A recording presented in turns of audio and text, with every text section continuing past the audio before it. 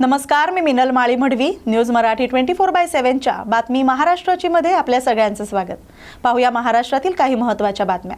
लाखादूर येथील डॉक्टर बाबासाहेब आंबेडकर विद्यालयात 9वी इयत्तेत शिकणाऱ्या श्रावस्ती राजकमल उके हिनं कबड्डी खेळात उत्तम कामगिरी केली. हरियाणाच्या सोनीपत इथं खेळली जाणारी 35वी सब ज्युनियर राष्ट्रीय अजिंक्यपद कबड्डी स्पर्धा ही खेळण्याचा मान तिनं मिळवलाय. जिल्हा आणि राज्यस्तरीय स्पर्धांमधील सातत्यपूर्ण आणि शिस्तबद्ध खेळाच्या जोरावर तिनं विदर्भ राज्यात संघात आपली जागा पक्की केली. राष्ट्रीय पातळीवरील ही स्पर्धा श्रावस्तीच्या खेळ जीवनातील एक महत्त्वाचा टप्पा मानला जातोय. अनुभवी संघ, उच्च स्तरावरील स्पर्धा आणि कठोर सामना परिस्थितीत खेळण्याची संधी मिळाल्यानं तिचा आत्मविश्वास अधिक बळकट झालाय. या स्पर्धेतून तिला खेळातील रणनीती, वेग, टायमिंग आणि संघभावना याबाबत मौल्यवान अनुभव मिळाला. तिच्या या यशामागे नियमित सराव, प्रशिक्षकांचं मार्गदर्शन, विद्यालयाचा सहकार्यभाव आणि पालकांचा सातत्यपूर्ण पाठिंबा अत्यंत महत्त्वाचा ठरलाय. श्रावस्तीनं राष्ट्रीय पातळीवर सहभाग मिळवून आपल्या विद्यालयाचं आणि तालुक्याचं नाव अभिमानानं उजळलंय. श्रावस्तीचं विविध स्तरातून कौतुक होत असून ती भविष्यात आणखी उत्कृष्ट कामगिरी करेल असा विश्वास व्यक्त केला जातोय. या बातमीचा आढावा घेतलाय प्रतिनिधी प्रकाश नागतोडे यांनी. लाखनी तालुक्याच्या प्रहार दिव्यांग क्रांती संघटनेच्या वतीनं येत्या 3 डिसेंबर रोजी जागतिक दिव्यांग दिनानिमित्त साकोली तालुक्यातील किटाणी इथल्या सिद्ध साक्षी आनंद धाम इथं अपंगांच्या भव्य मार्गदर्शन मेळाव्याचं आयोजन करण्यात आले. या मेळाव्यात रक्तदान शिबिर, दिव्यांग वर-वधू परिचय मेळावा, रोजगार मेळावा, नेत्र तपासणी शिबिर असे उपक्रम राबवले जाणार आहेत. दिव्यांगांना शासकीय योजनांची माहिती देणं आणि त्यांच्या अधिकाराची माहिती व्हावी या मुख्य हेतूनं या मेळाव्याचं आयोजन करण्यात आलंय. तरी या मेळाव्यामध्ये दिव्यांग, उपवर, वधू तसंच संपूर्ण बंधू भगिनींनी उपस्थित राहून आपल्या अधिकाराची, हक्काची जाणीव करून घेण्याचं आवाहन प्रहार दिव्यांग क्रांती संघटनेचे अध्यक्ष सुनील कारकर यांनी केलंय. या बातमीचा आढावा घेतलाय प्रतिनिधी प्रकाश नागतोडे यांनी. लोहा नगरपालिका निवडणूक 2025 वॉर्ड क्रमांक 10 चे भाजपचे अधिकृत उमेदवार संजय चव्हाण यांनी मतदानाच्या दिवशी दुपारी मतदान चालू असताना राष्ट्रवादी पक्षाला पाठिंबा दिलाय. त्यामुळे लोह्यामध्ये खळबळ उडाली. लोह्यामध्ये राज्याचे मुख्यमंत्री देवेंद्र फडणवीस यांची सभा झाली होती. त्यावेळी भाजपमय वातावरण झालं होतं. मात्र ऐनवेळी राष्ट्रवादी पक्षाचे आमदार प्रतापराव पाटील चिखलीकर यांनी भाजप वॉर्ड क्रमांक 10 चे उमेदवार संजय चव्हाण यांना राष्ट्रवादीमध्ये घेऊन भाजपला मोठा दणका दिलाय. या बातमीचा आढावा घेतलाय प्रतिनिधी गोपाळ हिवंत यांनी. चव्हाण भारतीय जनता पार्टीचा प्रभाग 10चा उमेदवार, सर्वसाधारण गटामधून मी असलेला उमेदवार आहे. आज माझ्या प्रभागामध्ये मी फॉर्म भरल्यानंतर जो म्हणजे चर्चा व्हायची, व्यक्तिद्वेषांना पछाडलेली एक यंत्रणा या ठिकाणी कामाला लागलेली होती.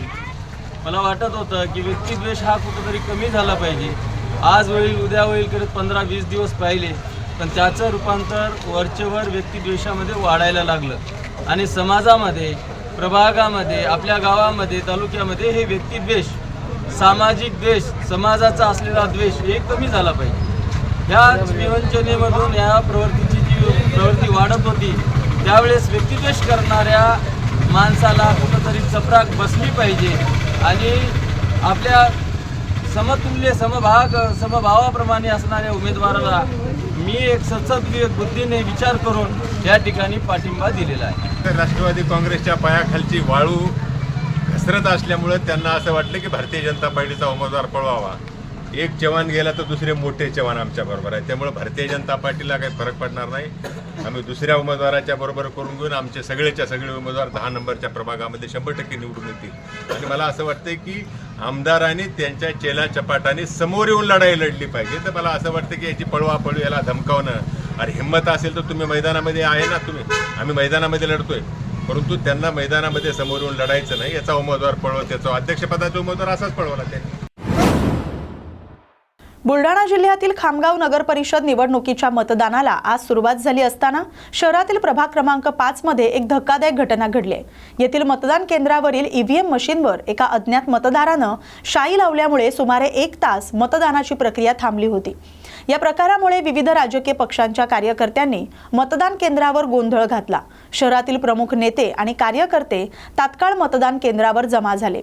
दरम्यान या गोंधळाची माहिती मिळताच कामगार मंत्री आकाश फुंडकर यांनी त्वरित मतदान केंद्रावर धाव घेतली. अधिकाऱ्यांच्या मदतीनं आणि योग्य कारवाईनंतर अखेरीस अर्ध्या तासानंतर ईव्हीएम मशीनची तपासणी करून आणि आवश्यक प्रक्रिया पूर्ण करून मतदान प्रक्रिया पुन्हा सुरू करण्यात आली. सातारा जिल्ह्यात 9 नगर परिषद नगरपंचायत निवडणुकीमध्ये ज्या ठिकाणी भाजपचे नगराध्यक्ष नगरसेवक प्रत्यक्ष निवडणुकीमध्ये थेट निवडणूक लढवत आहेत त्या सगळ्या भाजपच्या जागा प्रचंड मतांनी निवडून येणार आहेत. वाई, म्हसवड, सातारा, मेंढा या ठिकाणी आणि अन्य ठिकाणी भाजप मतांमध्ये आणि जागांमध्ये मुसंडी मारते असा आपल्याला विश्वास आहे. कारण भाजपचा केंद्रात आणि राज्यात वर्चस्व आहे. सत्ता आमच्याकडे आहे, निधी देणारे भाजपच आहे. या सगळ्याकडे बघून भाजप पक्षाला मोठ्या प्रमाणात सातारा जिल्ह्यात ज्या ठिकाणी नगर परिषदांनी नगरपंचायत निवडणूक आहेत त्या ठिकाणी भरघोस यश मिळेल असा विश्वास बांधकाम मंत्री शिवेंद्रराजे भोसले यांनी व्यक्त केलाय. जे आपण काम करू इच्छितो हे सगळं आम्ही सातारकरांपुढे मांडलं आणि 100% या सर्व याला सातारकर आम्हाला साथ देणार ही आम्हाला खात्री. बाबा, नागपूर खंडपीठानं जो आता निकाल दिलेला आहे यामध्ये सर्व निकाल एकत्र जाहीर करण्यात यामध्ये सूचना आहेत. आता कसं आहे, कोर्टाच्या निकालावर आपण बोलू शकत नाही, पण नक्कीच हे थोडं निकाल आता म्हणजे आता आपल्या जिल्ह्यातल्या 2 नगरपालिकांचं पुढं ढकलणं, निकाल पुढं ढकलणं हे जरा लोकांमध्ये त्याच्यामुळं अस्वस्थता निर्माण होती ही वस्तुस्थिती आहे. शेवटी कोर्टाचा निर्णय तो आपण मान्य केला पाहिजे. पण माझं पण मतदार म्हणून जर विचारलं तुम्ही तर माझं मत आहे की असे प्रकार नाही झाले पाहिजे. एकदा ती प्रोसेस सुरू झाली आहे तर ती प्रोसेस ठरल्याप्रमाणे पूर्ण झाली पाहिजे. आणि या बाबतीमध्ये कोर्टानं, निवडणूक आयोगानं पण खरं म्हणजे उमेदवारांचा, मतदारांचा, सगळ्यांचा विचार केला पाहिजे असे कुठलेही निकाल देताना. बंडखोरीबाबत आता आपले सगळेच निष्ठावंत कार्यकर्ते आहे. आता बंडखोरी झाली आहे. आमचेच जे इच्छुक भाजपकडे होते तेच आमच्या उमेदवारांच्या विरोधात उभे राहिलेत. पण शेवटी कसं आहे की आता सगळ्यांना तर काय आपण उमेदवारी देऊ शकत नाही. शेवटी अधिकृत उमेदवार आपले जे आहेत ते आपण निर्णय करून पुढे जायला लागतं. तसे निर्णय आपण केले. आता बंडखोरी जे आहे, काहींना आम्ही प्रयत्न केला किंवा ते थांबतील कसे, आपल्या काही जण थांबले सुद्धा. काही जणांना आता लढायचंच होतं त्यामुळे आता त्यांनी उमेदवार ठेवलेत. पण त्यांना आता मला काही टोकाचं बोलायचं नाही, पण मतदारांचा जो कौल आहे तो 100% भाजपच्या बाजूने आहे. आणि आता ज्यांनी बंडखोरी केली आहे त्यांना पण म्हणजे त्यांची जागा काय आहे ते नक्की दिसेल. सातारा शहर आणि प्रचारात दिसले नाही त्यामुळे असं काही नाही. असं काही नाही. आता इथं किशोर शिंदे आहेत, त्यांच्या मंडळी आपल्या या प्रभागातनं जिथं मी राहतो तिथल्या उमेदवार आहेत आणि आम्ही सगळ्यांनी त्यांचा प्रचार केला आहे. म्हणजे कुणी त्यांच्या जे आपण थोडं गटातटाचं म्हणतो, कुणी वेगळी भूमिका कुठल्याही उमेदवाराच्या बाबतीत घेतलेली नाही. स्वतः उदयनराजेंनी पण कुठेही भारतीय जनता पार्टीचे अधिकृत उमेदवार सोडून इतर काही करावं किंवा इतर काही हे करावं असं त्यांनी पण कुठं वक्तव्य केलेलं नाही किंवा पक्षाच्या विरोधात ते पण कुठं काय बोलले नाही. साताऱ्यातील प्रभाग क्रमांक 5 मध्ये शिवसेना आणि भाजप समर्थकांमध्ये मोठा वाद उफाळून आला. या तणावानंतर शिवसेनेच्या कार्यकर्त्यांनी सातारा शहर पोलीस ठाण्यासमोर ठिय्या आंदोलन सुरू केलं. संबंधितांवर तात्काळ गुन्हा दाखल करा, या प्रभागातील निवडणूक प्रक्रिया थांबवा अशी ठाम मागणी शिवसेनेकडून करण्यात आली. या घटनेनंतर प्रभाग क्रमांक 5 मध्ये तणावपूर्ण वातावरण निर्माण झालं. पोलिसांनी कडक बंदोबस्त ठेवण्यात आलाय. परिस्थिती नियंत्रणात ठेवण्यासाठी अतिरिक्त पोलीस दल बोलावण्यात आलं होतं. मतदानाची टक्केवारी घेण्यासाठी बूथवर गेलेल्या राष्ट्रवादी शरद पवार पक्षाच्या उमेदवाराला पोलीस उपनिरीक्षकानं मारहाण केल्याचा आरोप खुद्द उमेदवारानं केलाय. जालन्यातील अंबडमधील प्रभाग क्रमांक 9 मधील केंद्र क्रमांक 1 वर ही घटना घडली. संदीप खरात असं या आरोप करणाऱ्या उमेदवाराचं नाव आहे. या प्रकारानंतर या बूथकडे कार्यकर्त्यांसह पोलिसांनी धाव घेतली. दरम्यान मारहाण करणाऱ्या पोलीस उपनिरीक्षकावर कारवाई करा अशी मागणी उमेदवार संदीप खरात यांनी केली आहे. काय झालं, सकाळपासून आजच्या नगरपालिका निवडणुकीच्या दृष्टिकोनातून आम्ही या ठिकाणी होतो. आमचे कार्यकर्ते, शहरातील जनता ही मतदानाचं एकदम शांततेत व्यवस्थित चालू होती. अनेक म्हणजे आता दुपारा 3, 3:15च्या दरम्यान साधारणतः पर्सेंटेज घेण्याच्या दृष्टिकोनातून उमेदवार म्हणून मी म्हणलं आतमध्ये झोनल ऑफिसर किंवा बूथ जे BLO असते त्यांच्याकडे जावं आणि टक्केवारी घ्यावा मतदानाची, किती झाली आणि किती राहिली, म्हणजे आपल्याला पुढच्या दृष्टिकोनातून लोकांपर्यंत पोहोचवता यावं या दृष्टिकोनातून मी आतमध्ये गेलो आज आणि बूथमध्ये गेलो नाही. माझ्या वार्डाचे 3 बूथ आहे. ते 3 बूथ असताना मी एका बूथवर जाणार होतो किंवा टक्केवारी घ्यावा, पण त्याने संबंधित PSI तिथं धावत आला, तुम्ही बाहेर व्हा म्हणून. आणि विरोधी पक्षाचे 2-2 तासापासून तिथं उमेदवार बसलेले होते. सर्व उमेदवार तिथं असताना त्यांना बाहेर नाही जाऊ, त्यांना घेऊन बसतात. आणि विरोधी पक्षातला एखादा उमेदवार तिथं आला की तुम्ही त्याला बाहेर जा म्हणता. आणि मी सकाळपासून आतमध्ये नाहीये, टक्केवारी घ्यावं म्हणून. या दृष्टिकोनातून केलं. मी त्यांना म्हणलं बा तुम्ही थांबा जर मला हे घेऊ द्या, तुम्ही ये. मग ते मला म्हणले तुम्ही येडे आहे का? मी म्हणलं मला चिवत्या समजा लागला का येडे म्हणून.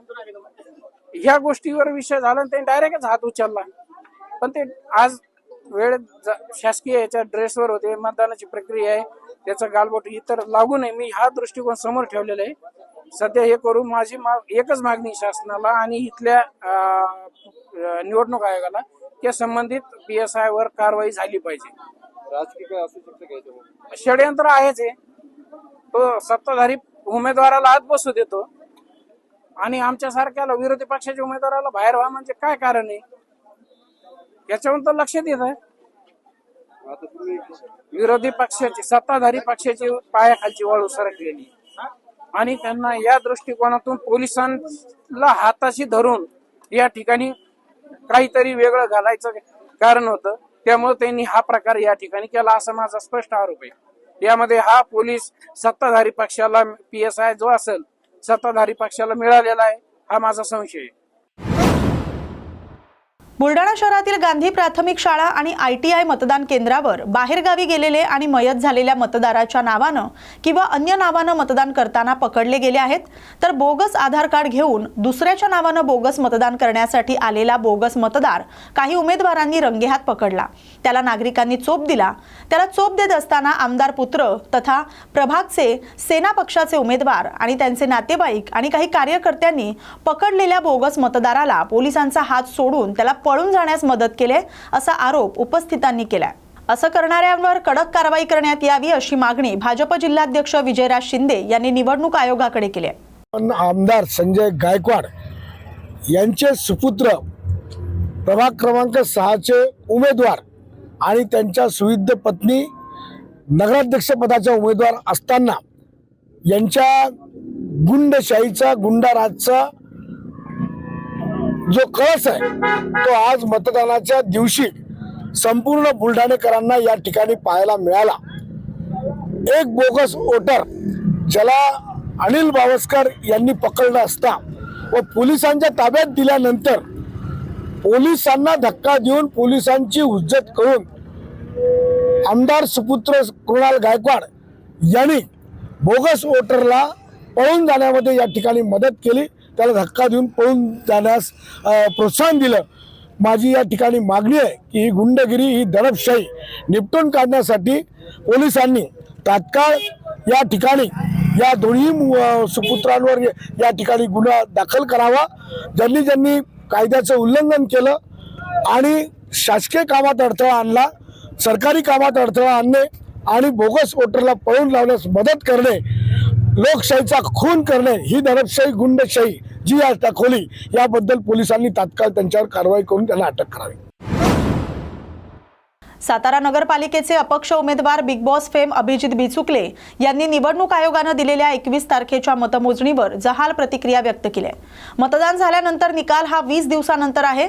माझं सगळ्या महाराष्ट्रातल्या नगर परिषदा नगरपंचायतींच्या निवडणुकांमध्ये उभे राहिलेल्या उमेदवारांना विनंती आहे की निकालाच्या ठिकाणी ज्या ठिकाणी मतपेट्या ठेवल्या जातात त्या ठिकाणी अंथरूण पांघरून घेऊन मुक्कामाला जावं. भाजप काहीही करू शकते असं शरद पवारांनी सांगितलं होतं ते खरं ठरू शकते, म्हणून ज्या ठिकाणी EVM मशीन ठेवली आहे तिथंच मुक्कामी जावा, गडबड होण्याची शक्यता आहे असं ते म्हणाले.